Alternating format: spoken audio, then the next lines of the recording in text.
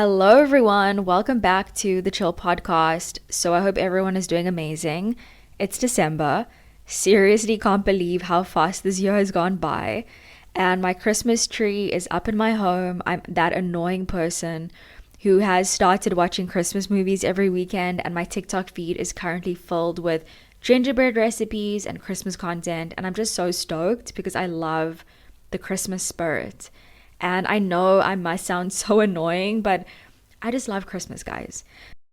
So, anyways, I'll get right to the episode this week, which is something I wanted to speak about for a while now. It's been on my mind.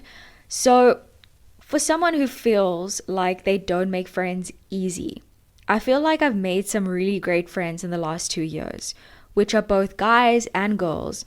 But in terms of this episode, I wanted to speak about female friendships, the lessons I've learned from friendships, fake feminism, and the relationship between women. And I feel like there is a specific and special dynamic between two women who are friends, and you kind of have similar experiences in friendships that you can resonate with, but there is also a much complex aspect of having female friends, knowing which ones are the right ones, the ones that you actually want in your life, and the ones that you perhaps don't vibe with, and that's totally okay.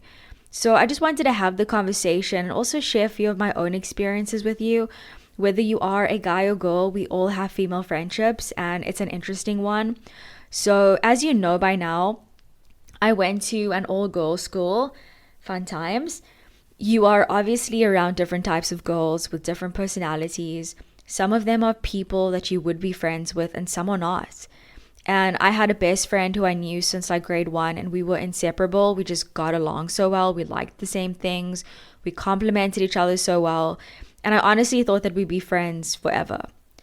And the guys loved her, like obviously way more than me, because she was really outgoing and she was so stunning. But that's not really something that I felt threatened by because we were besties and it didn't really faze me. And I literally thought that we would be friends throughout life. Like so cheesy, BFF for all. But until we were 18 and she was like secretly talking to this guy that I liked at the time, which she knew about. And when I found out, I was obviously hurt more because of the trust that was broken, and she was like a sister to me. But I feel like that was the first lesson in life for me about friendships. It kind of set the tone. It kind of taught me something about myself and also about friendships and about people and how my perspective slightly shifted. And she said sorry and I forgave her, and like we hung out for a bit after that, but it was never the same again. And we eventually stopped being friends, which obviously is sad, but it's part of life.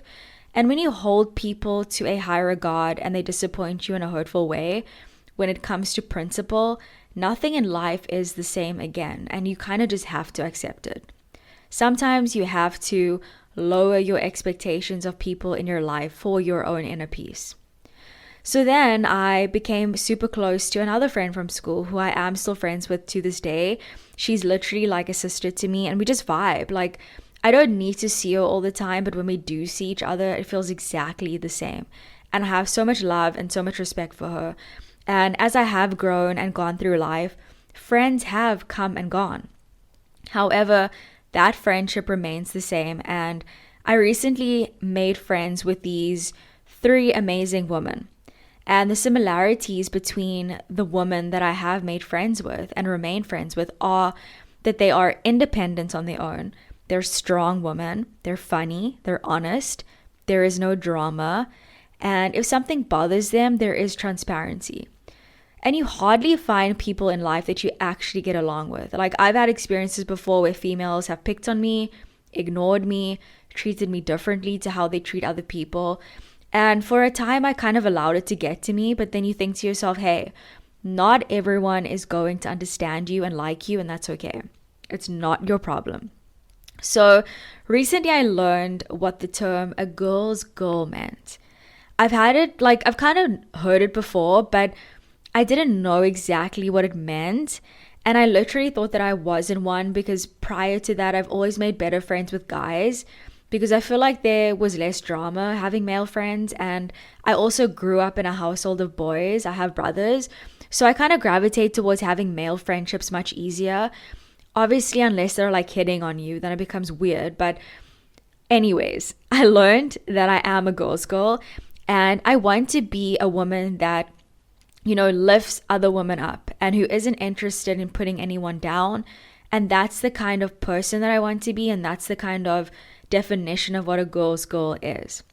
And as you get older and wiser and you gain more knowledge throughout life experiences, you kind of notice a little bit of competitiveness in female friendships, a lot of difficulty.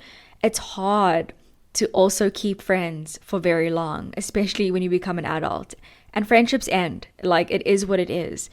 It inspires a lot of thought though, because I've been through a lot of different friend groups and I've tried them out. You figure out that it doesn't really work for you and then you move on. And a few things I've picked up about these friendships is the competitive aspect. Like, if you and a friend are going out and she looks better than you and you don't feel that good, and then there might be like a cute guy there and you think to yourself, she's going to get way more attention than me, or if you tell your friend she looks good when she doesn't because you want all the attention, like, this is sometimes how it is in female friendships. The second difficulty would be a lack of loyalty. Like, I spoke earlier about my experience with a friend in high school who wasn't loyal and would choose herself. And that stuff happens all the time, where they aren't true to, the friendship, or they would ditch you when something better or more appealing comes along. And this type of stuff isn't exclusive to female friends. However, it's been a recurring theme in friendships that I've had, but it's common.